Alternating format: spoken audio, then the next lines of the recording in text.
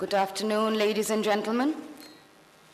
We have heard a lot about governments, what they can do, and particularly in the area of service delivery in the last 2 days.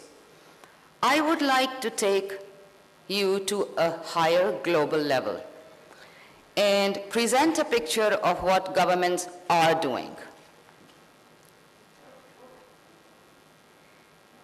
I have little time, so you may find that I'm skipping a couple of slides.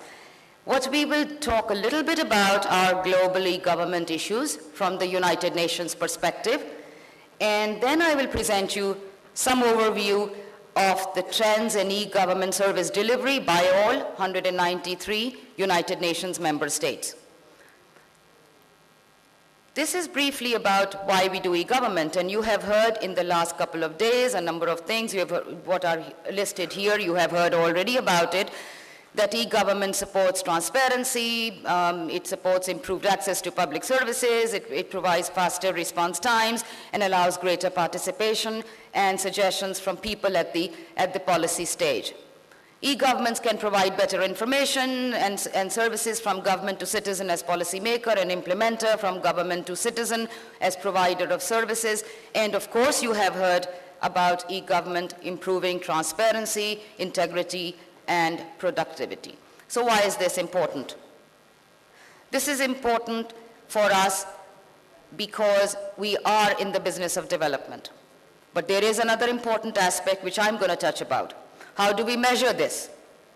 I will present from the United Nations perspective measurements of e-government which are important because they provide insights on the performance of the government. United Nations Department of Economic and Social Affairs, where I am a senior economist, we have been conducting an e-government survey. You probably are aware of it for the last 7 years. We provide a comparative ranking, which is called the Government Readiness Index, for 193 UN member states according to their state of e-government readiness. We have published 5 surveys from 2003, and I must say that you probably are aware of it, that United Nations e-government readiness index is a world-renowned index. It's used by World Economic Forum Davos. It is the official official e-readiness measurement benchmark for the European Union. It is also quoted in over 700 academic journals. If you Google it, you will find close to 1 million links to it. Our e-government readiness survey is translated into several languages around the world.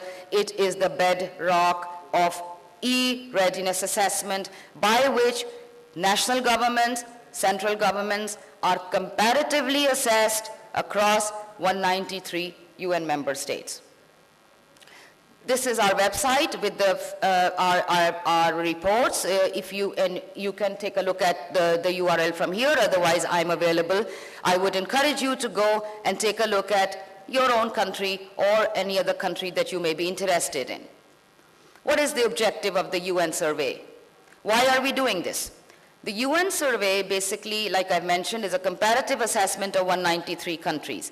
But more importantly, it has by now become a benchmarking tool for monitoring the progress of countries as they progress towards e-government and e-participation service delivery. My presentation is not going to go into e-participation. That is not particularly the subject of the eWorld Forum. However, United Nations produces the only e-participation index in the world. Methodological framework. So how are we assessing it? We assess e-government as we define it as the use of ICT and its application by the governments for the provision of information and public services to the people. Please note, we are talking of 2 things, both provision of information as well as services. Why? Because we feel information should be considered a first public service for the people. I don't have the time, but just I'll leave you with a thought. Take a look at the Japanese Fukushima power plant I shouldn't say disaster, but it was close to a disaster that happened. The first order of business was accurate information. That was needed at a variety of levels for a variety of reasons. E-Government Readiness Index is a composite index of 3 components: Telecommunication Service Infrastructure Index, Human Capital Index, and then an online service delivery index. These are the 4 stages. Okay. I will then briefly do the stages. You can take a look at them. There are 4 stages, our model. I will give you some results. These are results from 2 years ago. We will see that the top 10 countries of the world, majority are developed countries. But however, there are some developing countries, Chile, Malaysia, Colombia, Malta, which also are among the top 35. South Asia. We have a brief picture of what South Asia looks like in terms of e-government readiness rankings.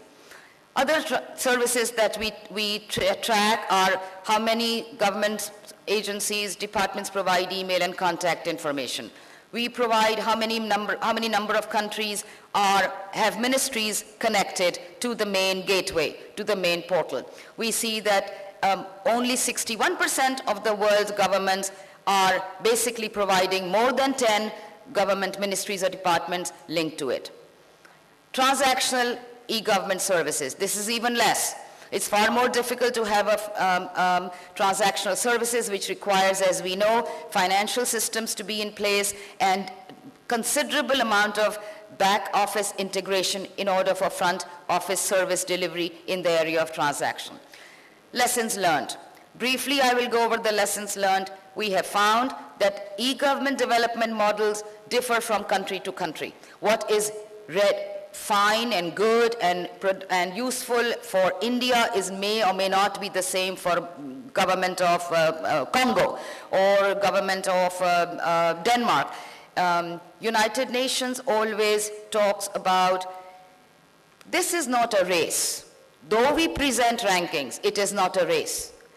I will, I will flip on the slides, but I will give you with the last thought that we talk about.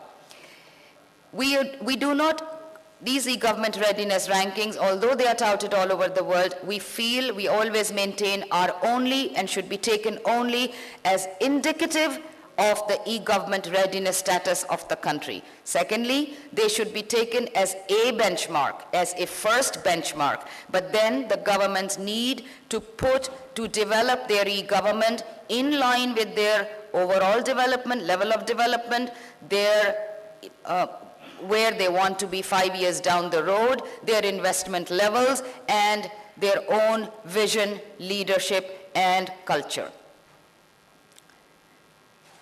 The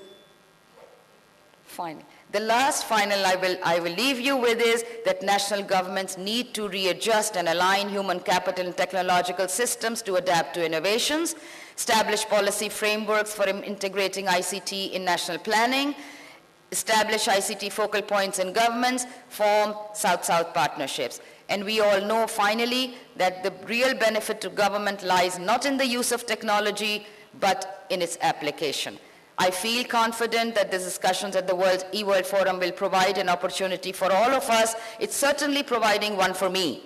So I think it will provide for all of us to take away best practices and lessons learned that we are looking at in India's context and in the context of some of the other countries which are present here, which will provide us lessons learned and maybe way forward in our indigenous cultures. Thank you very much.